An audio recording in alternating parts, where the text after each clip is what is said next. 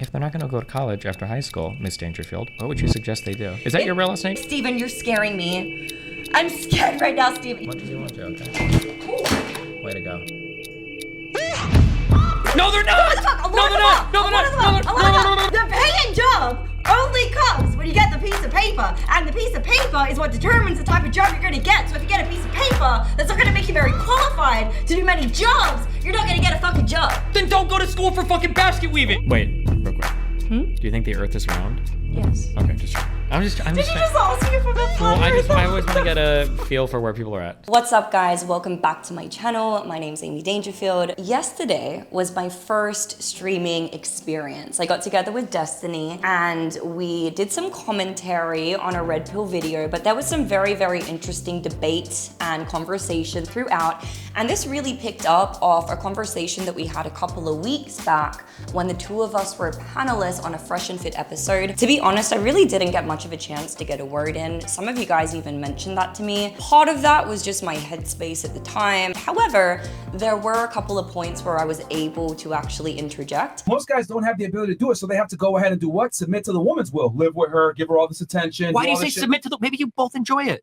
That's not what men inherently That's want. impossible. And also what they're talking about is probably mostly subconscious as well. Because like, for example, my ex, when he would leave and like go away to work somewhere for like a week, I would miss him so fucking much while he was gone. Good. Like so much. And so like, I see the point. I get what you're saying, Destiny, but it's not like, oh, I'm going to blatantly do this just to avert this reaction. It's just something that naturally happens. Yeah, no, but what you're saying is true. When people go on trips and stuff, you can do that. But that's different than like, we've got it structured so I'm gone 180 days of the year. That's what I'm saying. Like, I agree with you in that regard, but psychologically, what they're saying makes sense. It doesn't No, hold on. Psychologically, what they're saying doesn't make sense because a big difference between my man wants to go somewhere for a week because he's got responsibilities or whatever versus I'm putting 4 days of space between us because I've decided that's what I need to do to make you like me. That's what I'm saying. Planning that, true. But ultimately, the outcome is the same when someone is away and you miss them. The same. But okay, I get the outcome is not the same because the intention is important. I completely agree with what you're saying there. Okay, yes. But it doesn't have to be structured like I'm going to spend exactly. You don't have to write out the calendar days of when you're going to go spend time away. No, it really doesn't matter how much. If you were to tell your woman, listen, on Saturday I'm going to leave the house, and she's like, well, what's up? It's like, I just want to like get away from you for a day. So we did a deeper dive into all of these topics, several other hot topics in the Red Pill space as well. And so for me, going into that interaction, it was really just an opportunity to learn, but really to just get a little bit more practice at this whole debate and social political commentary thing. And ultimately, the only thing that I really care about is getting to the bottom of it, getting to the actual truth. And I feel like this conversation was very, very helpful in accomplishing that. Everybody get your nowers out of the way. Yes, spam the chat so I don't have to see this all fucking night, okay? Here you go, headphones. I just wore a hat for the ride here. Do I need to be wearing this? It's kind of a... Oh my god, that's... Oh man, okay. It's okay. Are we gonna fight about it? I'm in Florida, so it's... Let's go. Yeah, it's what I've come to expect. Can I, there's like 30 minutes left of this show. Can I finish watching this? Yeah. You can comment and whatever you want. Let's do it. Okay. Can you put... Your headphones are backwards. There you go. Okay, that's important, okay? Round one, fight. Guys, what we're saying is this. Listen for a second. A man's biggest fear is marrying a woman out of love, okay?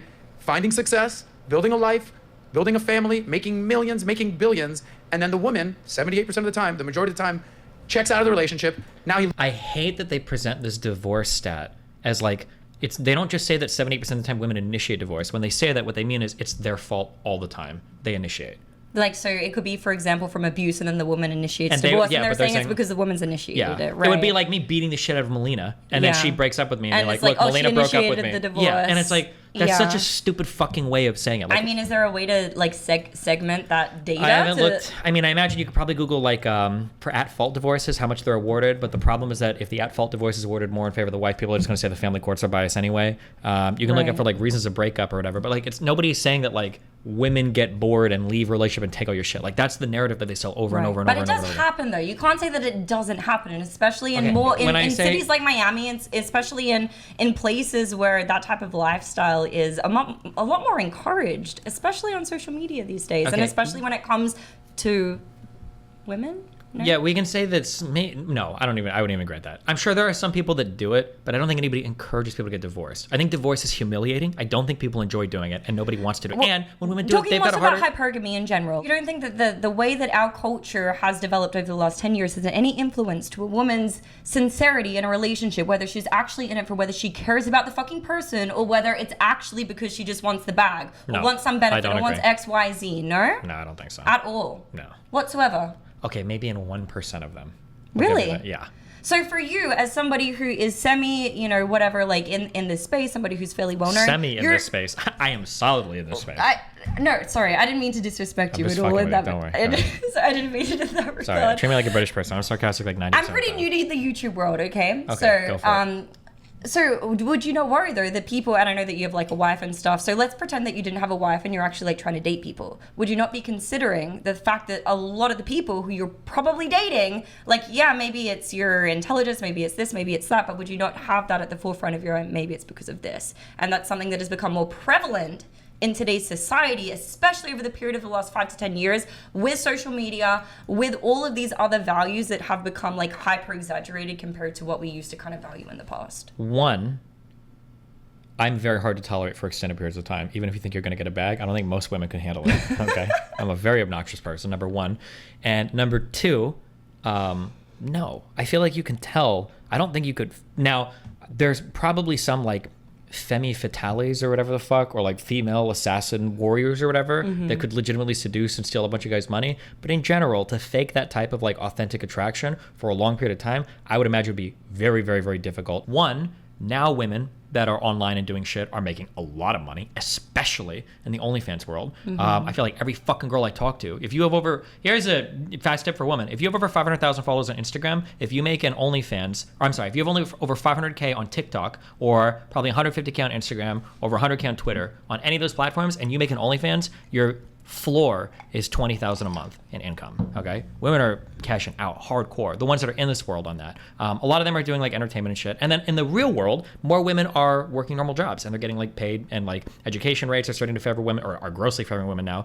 Income rates are starting to increase for women. So like at some point, like. But what percentage of women have that many followers to be able to redirect them into a platform like OnlyFans in the first place? Like, yeah, maybe that's rare, but you were asking in my industry specifically. Destiny, no man wants an OnlyFans girl. Bro, I already know for a fact that if an OF girl showed up on your doorstep, you'd fucking fall to your knees in an instant. Yeah, but would he marry her? No, he probably would not. It depends on the prospects that he has. Absolutely. The average red pill viewer would drop on his knees, and he would probably share an OnlyFans girl with another guy, unironically. No, seriously, for a lot of these guys are like 25, 30 that have never even kissed a girl before. If they had an OnlyFans chick who's like, listen, I'm gonna date you, but also, yeah, the guys have never kissed a girl before, but that's not the premise of the red pill movement. It's to try to teach men how to become more of these high value men, to the fact that they don't have to subscribe to these types of manipulation tactics and these lower value women who are living that lifestyle. That's the point. Yeah, but their advice is dog shit, and nobody's you're saying that the advice doesn't help them achieve it, so therefore it's invalid. Well, I'm saying, one, it's invalid because the advice doesn't help achieve it. And two, the only people in these spaces are those types of people. Because if you're a successful man, I'm not going to fucking tune into a red pill podcast where the guy's going to tell me to work out and sell shit on Amazon.com. Like,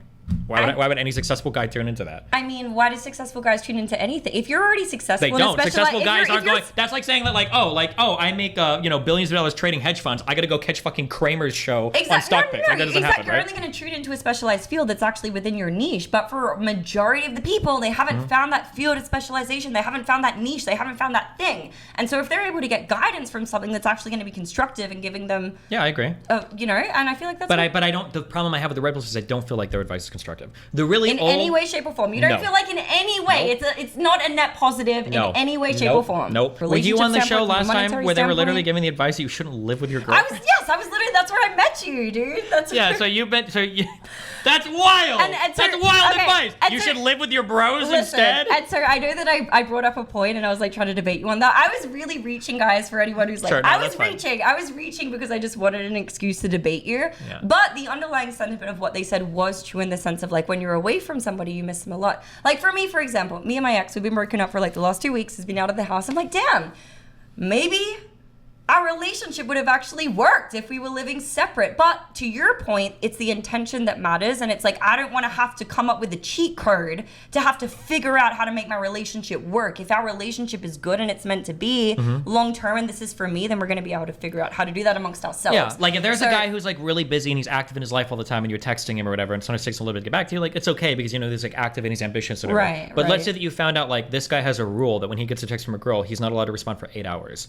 But that's not a rule that the red pill makes. No, it is! Because you're saying, well, what if you missed your man because he's traveling, he's out working, and then he's gone for a little bit and he comes back? That's a lot different than saying, like, I have to live separately from you, honey, because I want to make you be more attracted to me.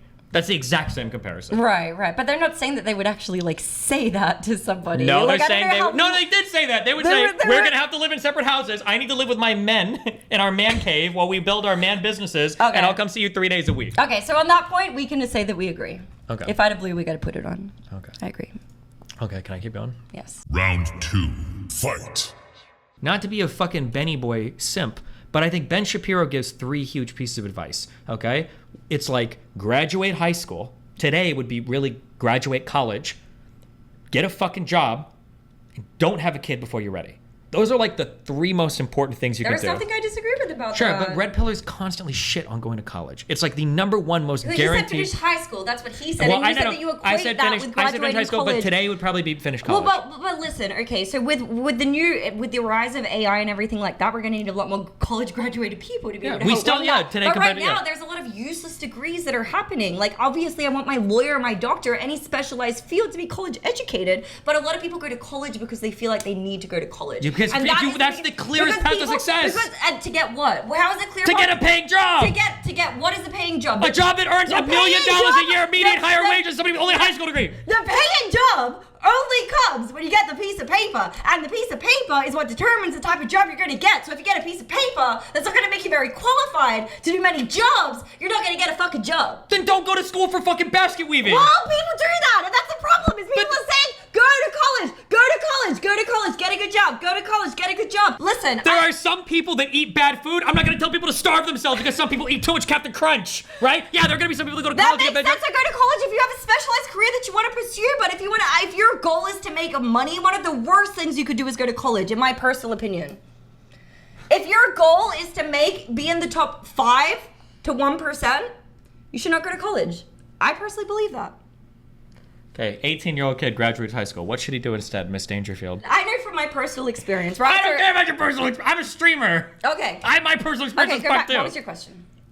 If they're not going to go to college after high school, Miss Dangerfield, what would you suggest they do? Is that your real last name? I asked you that. You said yes, right? Yes, okay. Yeah, it's not made up. Okay. So if somebody is 18 and they want to decide what do I want to do for the rest of my life, this is the mindset that I would probably follow. If there is a specialized field that you want to go into, when I was 18, I thought I wanted to be a lawyer. So I did my associates in justice and legal studies because I thought I wanted to be a fucking lawyer, right? Cool. So I'd say if you have a talent or skill or something you want to pursue, go ahead and do that. If your goal in life is to make money, which maybe that shouldn't be your goal. If that is actually like your be all and end all, then maybe you should be assessing your motives and figuring out why that's your goal in the first place. But if that is realistically a goal that you want to pursue, I do not think that college is the best path to go ahead and do that. Because again... Okay, here's a question I have for you. Okay. If we were to look up for the top 1% or top 5%, do you think they have more or less education on average than someone in the bottom 50%? Yeah, I think probably more. But don't again, all the wealthiest people try to send all their kids to the nicest schools?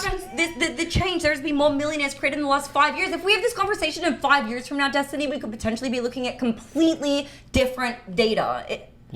I'll bet you $5 on that. Okay. In 5 years? I bet that in 5 years, the majority of the top 1 to 5% are still going to be far more educated than the bottom 50%. Okay, I mean, but we're seeing so many people who are not college educated, who are dropouts, who are this, with that, who are going out and creating successful businesses. Yeah, but you know we're seeing even more people without degrees that are losers. We're seeing tons of those people all over society. Yeah, I know, but the people who with degrees are also losers. No, they're not. No, they're not.